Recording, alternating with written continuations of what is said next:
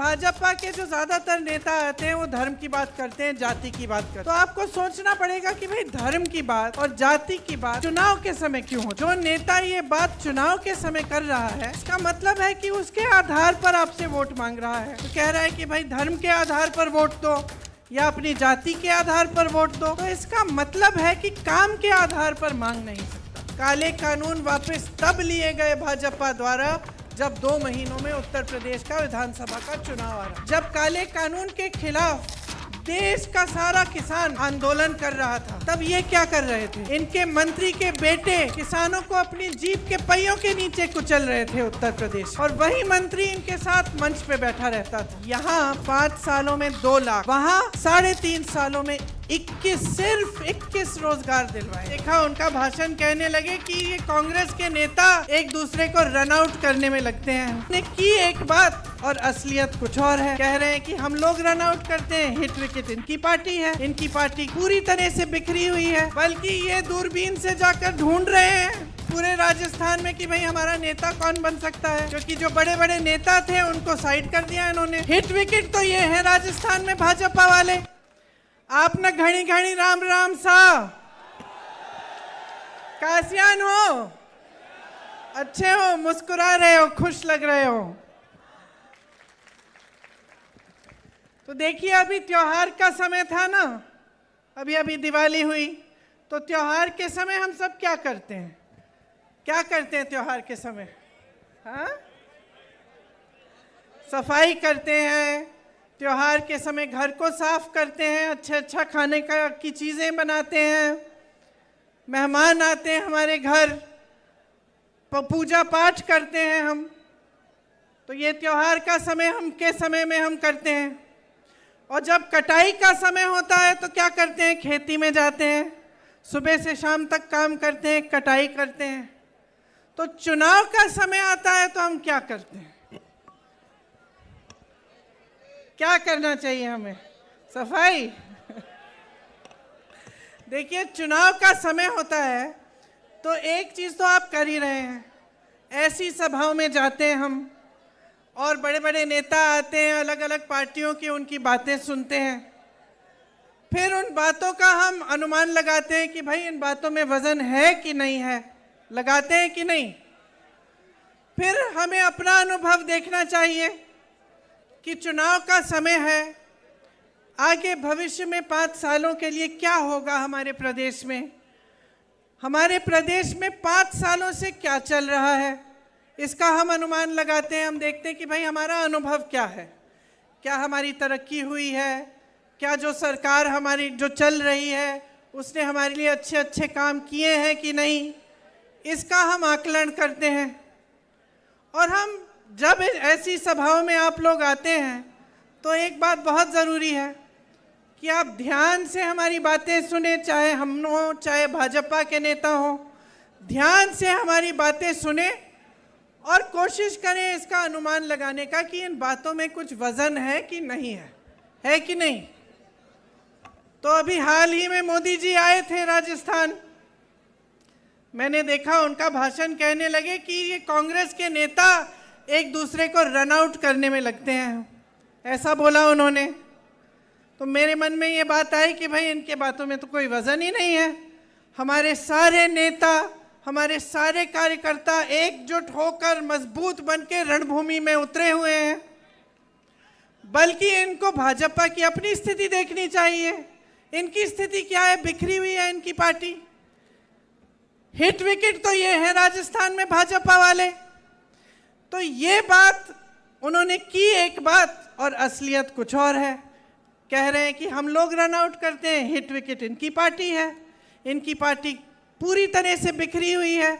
इनके नेता, जो बड़े बड़े नेता हैं, उनको इन्होंने परे कर दिया है। किसी को मालूम ही नहीं है कि अगर मुख्यमंत्री बनेगा तो कौन बनेगा, किसी को नहीं मालूम। बल्कि ये दूरबीन से जाकर ढूंढ रहे हैं पूरे राजस्थान में कि भाई हमारा नेता कौन बन सकता है, क्योंकि जो बड़े बड़े नेता थे उनको साइड कर दिया इन्होंने। तो बात यह है कि जब नेता आपके सामने आता है तो उसकी बातों के वजन को आप तोलिए कि किस आधार पर कह रहे हैं जो कह रहे हैं। आपके सामने अभी सचिन जी ने कहा कि भाजपा के जो ज़्यादातर नेता आते हैं वो धर्म की बात करते हैं, जाति की बात करते हैं। तो आपको सोचना पड़ेगा कि भाई धर्म की बात और जाति की बात चुनाव के समय क्यों होती है। जो नेता ये बात चुनाव के समय कर रहा है, इसका मतलब है कि उसके आधार पर आपसे वोट मांग रहा है। तो कह रहा है कि भाई धर्म के आधार पर वोट दो या अपनी जाति के आधार पर वोट दो, तो इसका मतलब है कि काम के आधार पर मांग नहीं सकता। क्योंकि जो असली नेता होता है, जिसने आपके लिए काम किया, जैसे रघु शर्मा जी ने आपके लिए काम किया, हमारी सरकार ने यहाँ पे आपके लिए काम किया, तो हम काम के आधार पर आपसे वोट मांगते हैं या आपसे समर्थन मांगते हैं। अब एक तरफ भाजपा के नेता जो ऐसी अजीब सी बातें करते हैं जब चुनाव के लिए आते हैं। मैं मध्य प्रदेश में थी, मध्य प्रदेश में 18 सालों से इनकी सरकार है और 18 सालों से इनकी सरकार है, लेकिन एक काम का नाम नहीं लेते जब मंच पे खड़े होते हैं। वहाँ पे भी धर्म और जाति की बातें और उसी के आधार पर वोट। तो 18 साल से आपकी सरकार रही, आप काम पर वोट क्यों नहीं मांग रहे? मैं बताती हूँ। अभी कुछ दिनों पहले मैं गहलोत जी के साथ चुनाव प्रचार में निकली थी, तो मैंने गहलोत जी से पूछा, आपने यहाँ राजस्थान में अपनी सरकार में कितने रोजगार दिलवाए हैं? गहलोत जी ने कहा कि देखिए 2 लाख रोजगार तो दिलवा दिए हैं हमने और 1 लाख और की हमने घोषणा की है, जिसमें से 40,000 प्रोसेस में है। और आप सोच सकते हैं कि यहाँ हमारी 5 सालों से सरकार है, यहाँ के मुख्यमंत्री कह रहे हैं कि कांग्रेस के शासनकाल में आपको 2 लाख रोजगार दिलवाए हैं। 18 सालों से बहनों और भाइयों मध्य प्रदेश में भाजपा की सरकार चल रही है। 18 सालों से 3.5 सालों में उन्होंने 21 रोजगार दिलवाए हैं। यहाँ 5 सालों में 2 लाख, वहाँ 3.5 सालों में 21, सिर्फ 21 रोजगार दिलवाए हैं। यहाँ पाठशालाएं खोली हैं, इंग्लिश मीडियम की पाठशालाएं। मैंने पूछा मुख्यमंत्री जी से कि हर जिले में है इंग्लिश मीडियम की पाठशाला? हंसने लगे, कहे हर जिले में क्या, गांव-गांव में खोल रहे हैं हम। वहां मध्य प्रदेश में 18 सालों से इनकी सरकार चल रही है, पाठशालाएं बंद हो रही हैं। 7,000 से ज्यादा स्कूल बंद हो चुके हैं। यहाँ पे केकड़ी में आपके लिए नया जिला बनाया गया, यहाँ पे 400 बेड का अस्पताल बनाया गया। जब कोरोना हुआ तो काफी जानें इन चीजों से बची। पिछले 5 सालों में कांग्रेस की सरकार ने जो काम किया, जो आपकी सेवा की, उसी के आधार पर हम आपसे वोट मांगते हैं। इसीलिए यहाँ पे जो आपकी सरकार है, अगर हम देखें तो चाहे हमारी यहाँ की सरकार को देखें, चाहे छत्तीसगढ़ में कांग्रेस की सरकार को देखें, तो किसानों के लिए कितना काम किया है। 15,000 करोड़ का कर्ज माफ हुआ है। आप पूछिए जरा, किसी प्रदेश में भाजपा ने किसान का कर्ज माफ किया है? आपने काले कानून की बात की। जब काले कानून के खिलाफ देश का सारा किसान आंदोलन कर रहा था, तब ये क्या कर रहे थे? इनके मंत्री के बेटे किसानों को अपनी जीप के पहियों के नीचे कुचल रहे थे उत्तर प्रदेश में, और वही मंत्री इनके साथ मंच पे बैठा रहता था।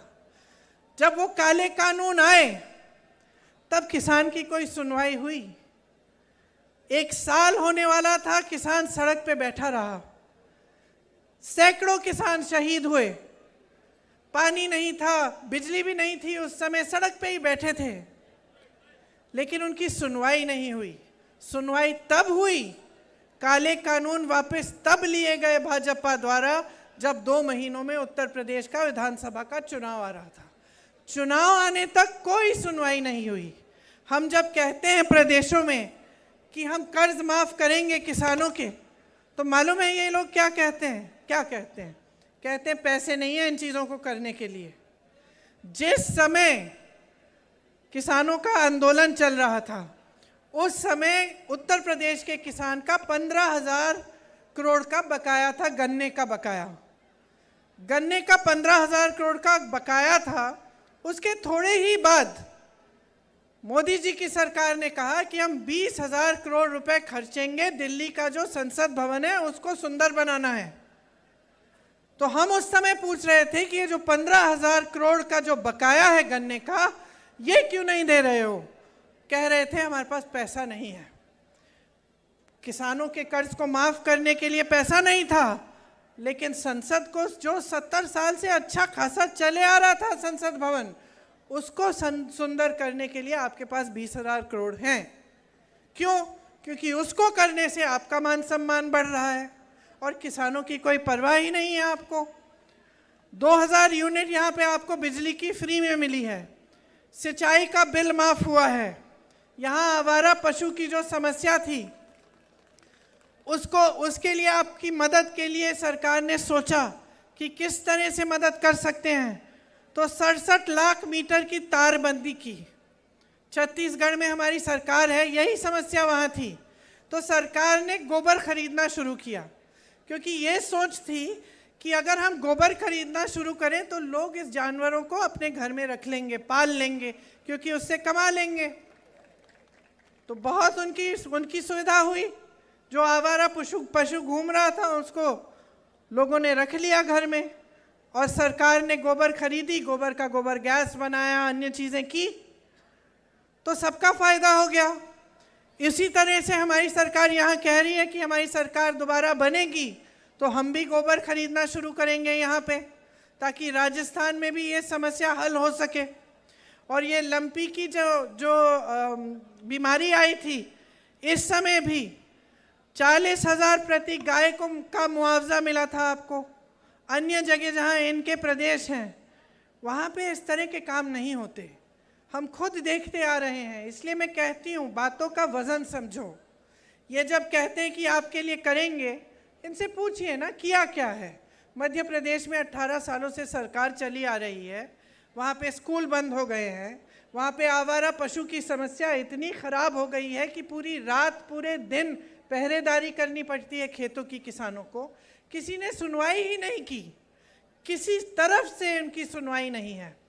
इनकी जो है सोच जो है ना भाजपा की सरकारों की, आपको समझना पड़ेगा आज। इनकी सोच, इनकी जो विचारधारा है, ये इसके दो पहलू हैं। सबसे पहले तो ये है कि जो गरीब है, जो मिडिल क्लास है, उसके लिए कोई सोच नहीं है।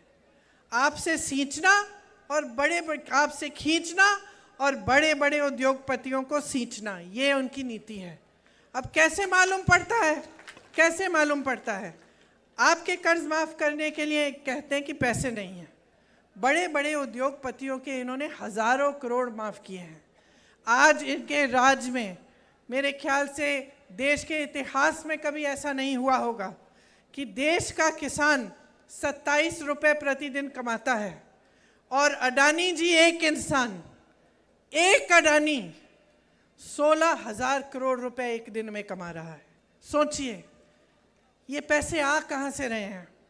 देश की सारी संपत्ति इनको दी जा रही है, सारे हवाई अड्डे, सारे बंदरगाह, बड़ी बड़ी कंपनियां जिससे आपको रोजगार मिलते थे, ये सारा इनके बड़े बड़े उद्योगपति मित्रों को मिल रहा है।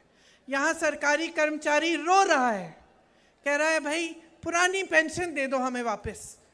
20 साल से हम मेहनत करते हैं, 20 सालों के लिए हर महीने आप हमारा पैसा काटते हैं पेंशन के लिए। हमारी मेहनत, हमारी कमाई आप हर महीने काटते हैं। 20 सालों के बाद हमें सुरक्षा चाहिए। जैसे पहले हमें पेंशन के पैसे हमें दिए जाते थे, उसी तरह से दीजिए। ये लोग क्या कर रहे हैं? पेंशन के पैसे इकट्ठे करके उनका निवेश कर देते हैं। अब सरकारी कर्मचारी कह रहा है कि भाई ये मेरे पैसे हैं, मेरी 20 साल की कमाई है जो आपने हर महीने काटी, आप इसका निवेश कहीं गलत जगह कर लिए और ये पैसे आप गंवा दें तो मेरा क्या होगा? मेरी कमाई का क्या होगा? सरकारी कर्मचारियों की कोई सुनवाई नहीं है। इनके हर प्रदेश में नई पेंशन स्कीम चल रही है, कांग्रेस के हर प्रदेश में पुरानी पेंशन स्कीम चल रही है। राजस्थान में है, हिमाचल में है, छत्तीसगढ़ में है, हर जगह, कर्नाटका में, हर जगह पुरानी पेंशन की स्कीम। हम नहीं कह रहे कि पैसे नहीं हैं, हम कह रहे हैं हम पैसे ढूंढ के निकालेंगे इसके लिए। हम कह रहे हैं हमें कर्ज माफ़ करना है, हम पैसे ढूंढ के निकालेंगे। अब इनकी सोच देखिए। मेरी बहनें बैठी हुई हैं, महिलाओं के लिए यहाँ पे आपकी सरकार ने बहुत किया है। सबसे पहले तो आपके लिए महंगाई के राहत कैंप बनाए। अब सोचिए कि ये नौबत आ गई है कि केंद्र सरकार इतनी महंगाई बढ़ा रही है कि प्रदेश की सरकार को राहत के कैंप लगवाने पड़ रहे हैं। सिलेंडर आपको 500 में मिल रहा है। 1 करोड़ लोगों को बिजली बिल की बिल जो शून्य हो गई, इंदिरा रसोई बनाई गई, 8 रुपए में आपको भरपेट भोजन मिलता है। 40 लाख मोबाइल दिए गए महिलाओं को। छात्राओं को स्कूटी देने का काम शुरू हुआ है। केजी से पीजी तक निःशुल्क शिक्षा महिलाओं के लिए। सरकारी बसों में आधा किराया। सरकारी नौकरियों में 30% आरक्षण।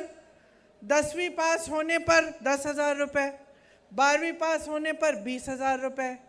अब हम इसकी तुलना करते हैं भाजपा के प्रदेश से, मध्य प्रदेश से। 18 सालों के लिए महिलाओं के लिए कुछ नहीं किया। 18 सालों के लिए कुछ नहीं किया। अब चुनाव आ रहा है। 2 महीनों पहले इन्होंने महिलाओं को कहा कि अपने खाते खोलो, हम आपके खातों में पैसे डालेंगे। 2 महीने पहले।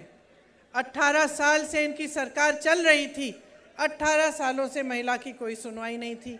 महिला तो 18 साल से संकटों का सामना कर रही थी, संघर्ष का सामना कर रही थी। देखिए, चाहे महंगाई हो, चाहे समाज का बोझ हो, महिला ही उठाती है। महंगाई का सामना सबसे ज़्यादा महिला करती है। जिस दिन घर में दिहाड़ी नहीं आती, उस दिन महिला भूखी रहेगी, सबको बाकी सबको खिला के सोएगी। क्या बात है? बातें नहीं सुननी? फिर अब बोलूं?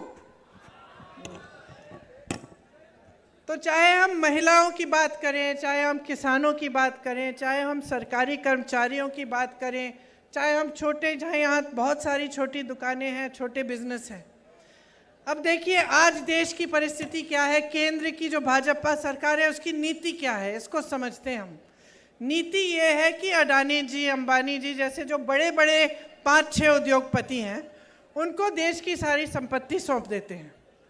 और जो छोटे उद्योगपति हैं, जो छोटे दुकानदार हैं, जो छोटे कारोबार संभालते हैं, उनको क्या किया?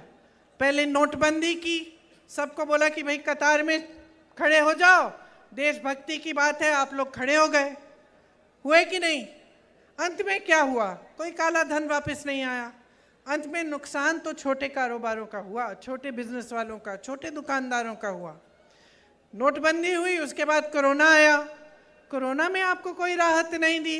केंद्र सरकार का काम होता है कि राहत दे। जब आपदा आती है, जब इस तरह की महामारी आती है, तो जनता की मदद करे, सहायता करे। नहीं हुआ। उसके बाद क्या हुआ? मदद करने के बजाय जीएसटी थोप दी। अब जीएसटी से आपकी मतलब पैरों पे आपकी कुल्हाड़ी मारी। हर तरफ से आपको नुकसान होता है और ऊपर से आप कमा नहीं पा रहे हैं, ऊपर से महंगाई बढ़ती चली जाती है।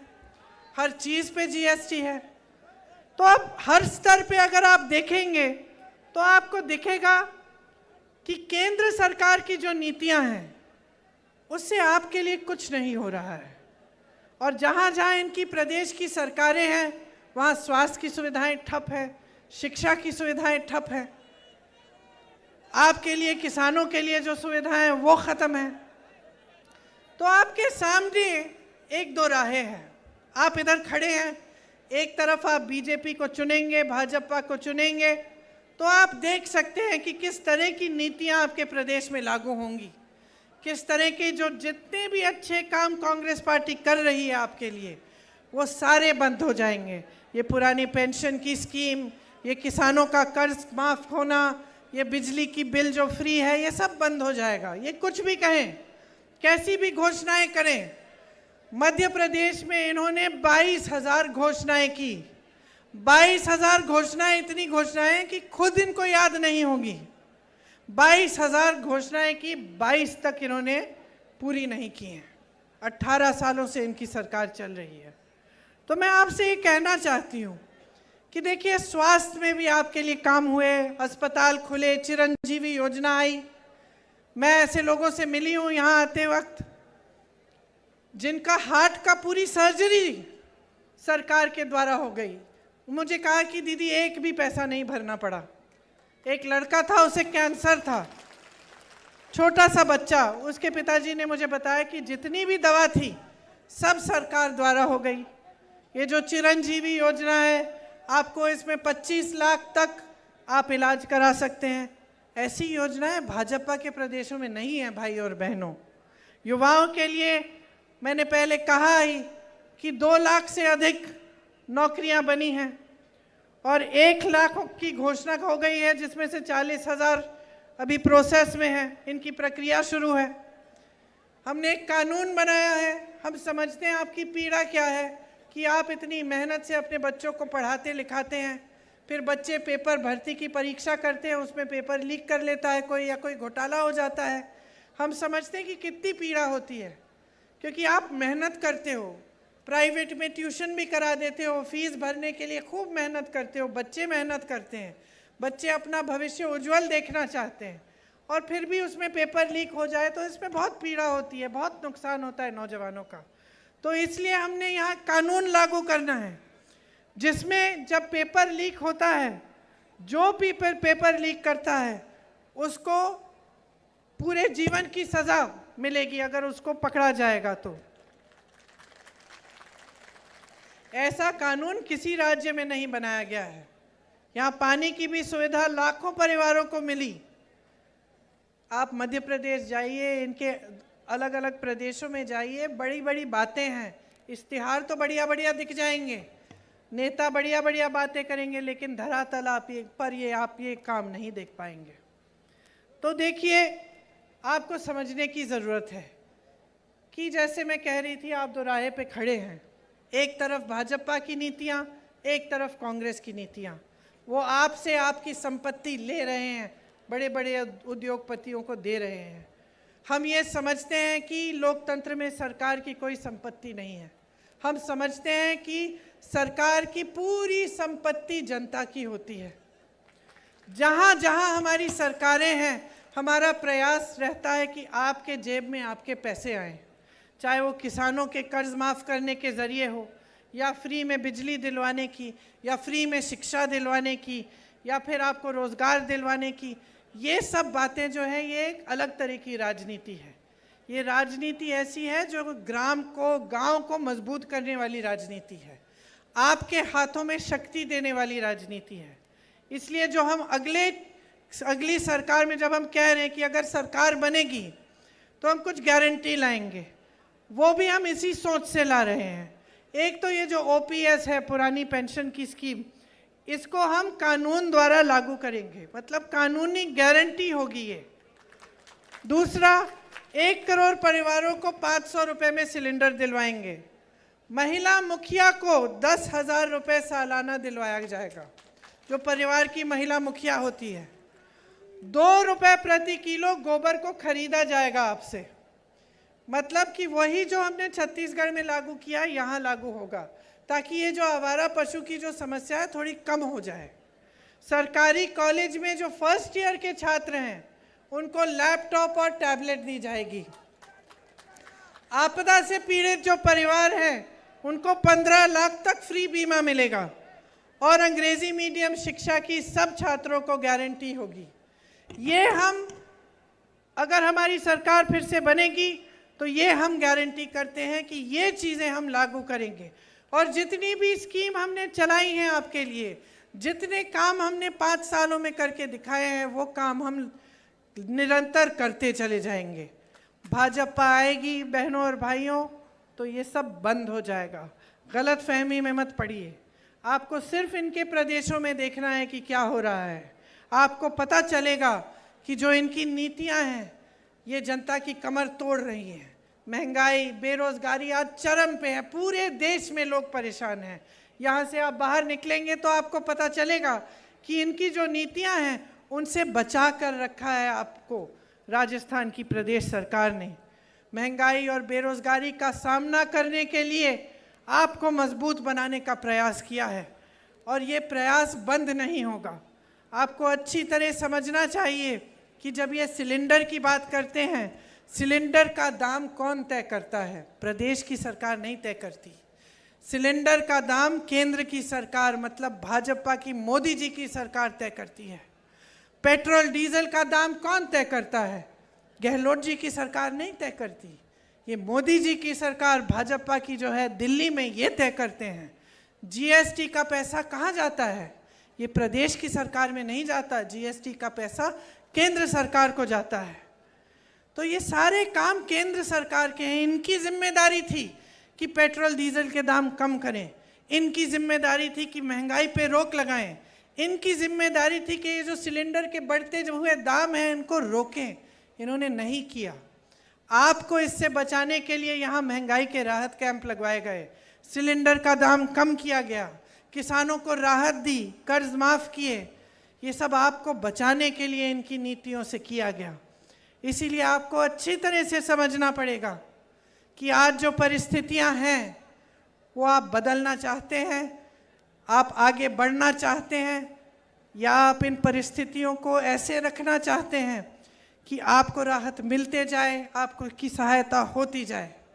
आज अगर आप सरकार बदलेंगे और आप भाजपा की सरकार लाएंगे तो आपका बहुत नुकसान होने वाला है, क्योंकि 10 सालों में अगर आप समझदारी से और विवेक से देख रहे हैं तो आप ये देख रहे हैं कि देश का जो अमीर है वो अमीर होता चले जा रहा है, देश का गरीब पिसता चले जा रहा है, किसान इतना परेशान है कि खेती में कमाई ही नहीं रही। तो जो परिस्थितियां आपके प्रदेश में हैं उनका सामना करने के लिए आपकी प्रदेश सरकार आपकी बहुत सहायता कर रही है। जो परिस्थितियां महंगाई की वजह से, बेरोजगारी की वजह से देश भर में लोग देख रहे हैं वो आप अपने प्रदेश में नहीं चाहते। आप अपने प्रदेश में विकास चाहते हैं, तरक्की चाहते हैं। आपने देखा है कि किस तरह से अगर एक अच्छी सरकार हो जिसकी सही नीयत हो तो आपके लिए ऐसी तमाम योजनाएं, परियोजनाएं बनती हैं जिनसे आपकी सुविधा होती है। तो ध्यान से समझ लीजिए, आज जो राजस्थान में हो रहा है उसको रोकिए मत, आज जो काम चल रहा है उसको रोकिए मत, आज जो आपको सुविधाएं मिल रही हैं उन्हें रोकिए मत। अगर आप भाजपा में इस बार अपना वोट डालेंगे भाजपा के लिए और अपना विश्वास उनमें डालेंगे तो आपके साथ वही होगा जो मध्य प्रदेश की जनता के साथ हो रहा है। परेशान हो जाएंगे, पीड़ित रहेंगे और आपकी कहीं सुनवाई नहीं होगी। आपको समझदारी से, अपने विवेक से अपना वोट देना पड़ेगा। और देखिए, हम लोग कहते हैं कि लोकतंत्र है, इसका मतलब क्या होता है? आज़ादी की लड़ाई जब लड़ी तो किस लिए लड़ी? नेताओं ने अपने लिए तो नहीं लड़ी कि वो आज़ाद होंगे, आपके लिए लड़ी कि जनता आज़ाद होगी, जनता अपना शासन खुद करेगी, स्वराज जिसको कहते थे। इसका मतलब है कि गांव में मजबूती आएगी, आप सशक्त बनेंगे। और सबसे बड़ी चीज़ लोकतंत्र में आपको क्या दी गई? आपका वोट। और ये जो वोट है ना, इसको धर्म के आधार पर, जाति पे के आधार पर, इन पे डाल डाल के आप खुद अपना नुकसान कर रहे हैं। और नुकसान मैं इसलिए कह रही हूँ क्योंकि ये बातें राजनीति में इनका इस्तेमाल हो रहा है। आपके लिए नहीं कह रहे हैं ये बातें, ये आपके जज्बातों को उभारने के लिए कह रहे हैं कि देखो चुनाव आएगा, हम मंच पे खड़े हो जाएंगे, हम धर्म की बातें कर लेंगे, हमको वोट मिल जाएगा। और जहाँ जहाँ इनकी सरकारें हैं, मैंने एक अनोखी चीज़ देखी है, आपको बताना चाहती हूँ। मैं छत्तीसगढ़ के मुख्यमंत्री जी से बातचीत कर रही थी तो हम दोनों ये बात कर रहे थे कि जैसे छत्तीसगढ़, राजस्थान जैसे प्रदेश हैं उसमें सरकार की एक जवाबदेही बनी हुई है। मतलब जो नेता है, मुख्यमंत्री है, मंत्री है, वो जानता है कि जनता को जवाब देना पड़ेगा। हम काम कर रहे हैं, काम के आधार पर हम जाके वोट मांगेंगे तो काम तो दिखाना पड़ेगा, है कि नहीं? और हम ये बात कर रहे थे कि अनोखी बात यह कि जहां भाजपा की सरकार है उन्हें ये एहसास नहीं है। जहां भाजपा की सरकार है वो नेता सोचते हैं कि उन्हें काम करने की कोई ज़रूरत नहीं है, क्योंकि वो काम के आधार पर वोट मांगने नहीं आते, धर्म के आधार पर आते हैं। तो वो सोचते हैं कि भाई हमें तो वोट मिलना ही है, हम धर्म की बातें कर लेंगे, अच्छी अच्छी बातें, लोग हमारी बातों को मान जाएंगे, लोगों के जज्बात जुड़ जाएंगे हमसे, तो काम करने की क्या ज़रूरत है। तो ये आज भाजपा के नेताओं की मन में जो है ये बात बैठ गई है, इनकी आदत बन गई है। ये इनको ये भी नहीं लगता कि आपके सामने आए तो आपके काम की बात करें। आपके प्रति जो जवाबदेही है ना, इनके प्रदेशों में ख़त्म हो गई है। तो मैं सिर्फ आपसे एक बात कहना चाहती हूँ कि भाई जवाबदेही मांगो। आज कांग्रेस की सरकार ने आपके लिए काम करके दिखाया है, आपकी सहायता की है, आपको मदद मिली है। जितनी भी केंद्र सरकार की वजह से जो महंगाई बढ़ी, जो बेरोजगारी हुई, जो परेशानियां आई, आपकी सहायता करके प्रदेश की सरकार ने उनका सामना करने के लिए आपको मजबूत बनाया। इसीलिए जागरूक बनो, समझो कि ये जो सरकार है आपके लिए दिल से काम कर रही है, सही नीयत से कर रही है, और अपनी जागरूकता और विवेक से ही ये वोट डालो। एक बहुत बड़ी जिम्मेदारी है, इसको नकारो मत।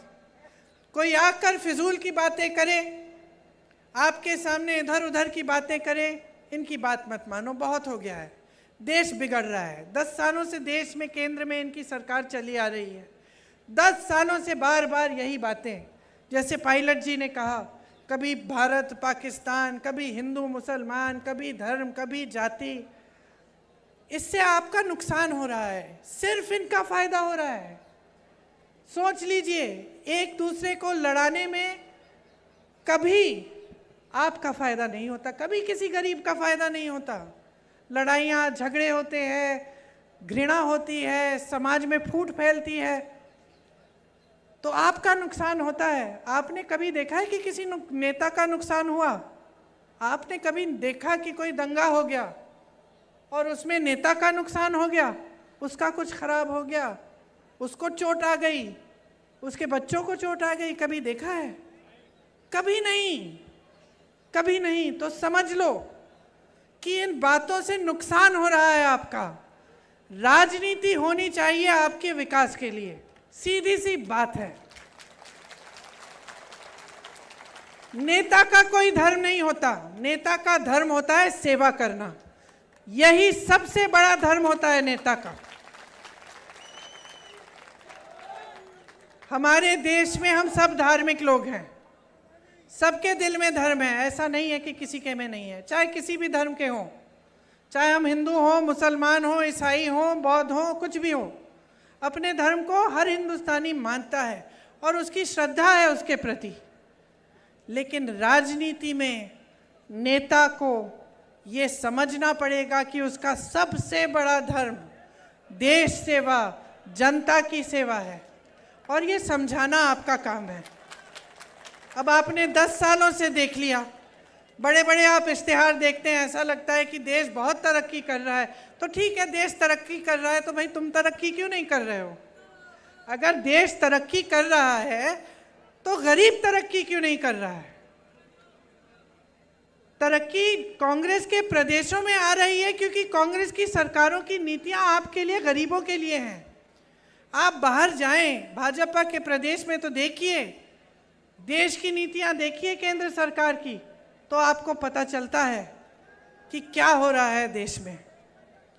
तो ये सब बड़ी लंबी बातें की हैं मैंने, लेकिन मेरी आशा है कि आपने ध्यान से सुनी ये बातें और इनके आधार पर आप वोट डालोगे। अगर आप सोच समझ के अपना वोट डालोगे तो आपका वोट कांग्रेस को ही जाएगा इस चुनाव में। भाजपा को जिता के गलती मत करिए। इनको वैसे भी मालूम है कि हारने वाले हैं। आपने कहा मध्य प्रदेश में, छत्तीसगढ़ में जहां जहां पोलिंग हुई है वहां दावे के साथ हम कह सकते हैं कांग्रेस की सरकार बन रही है। और कांग्रेस की सरकार इसलिए बन रही है क्योंकि कांग्रेस ने काम करके दिखाया है। कांग्रेस ने दिन रात आपके लिए एक करके दिखाया है। गहलोत जी का कहना है कि आप मांगते मांगते थक जाओ, मैं देते देते नहीं थकूंगा। और हम करना चाहते हैं आपके लिए। रघु शर्मा जी को आप जानते ही हैं, मुझे नहीं मालूम था कि पहलवान भी थे।